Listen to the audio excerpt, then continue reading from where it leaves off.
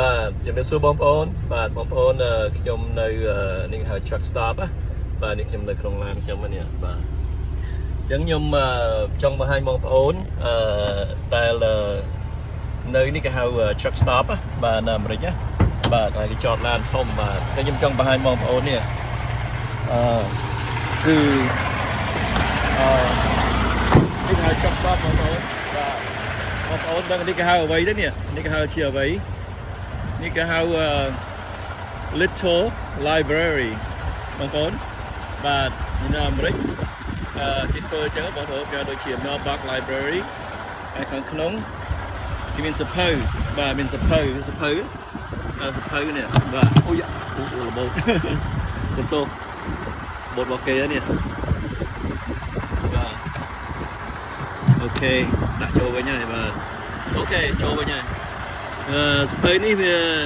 ចាស់ដែរនៅ Holy Bible this is my favorite right here Holy Bible បងប្អូនបាទព្រះគម្ពីរបាទបងប្អូនដែលជឿព្រះអង្គម្ចាស់អាចអានសភៅហ្នឹងឬក៏បងប្អូនចង់ដឹងអាចអានសភៅហ្នឹងបានគឺចង់និយាយពីព្រះអង្គម្ចាស់ព្រះយេស៊ូវបាទ David Baldussi បាទ King and Maxwell and នេះជា Pisa Cleopas happened one autumn បងប្អូនគឺសភៅច្រើនណាបងប្អូនបាទនេះគេហៅ Little Library បាទ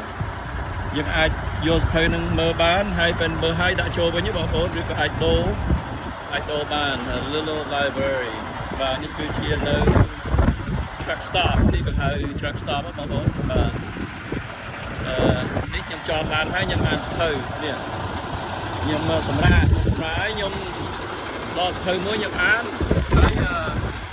ខ្ញុំដាក់ចូលវិញបាទអូខេអរគុណច្រើនបាទ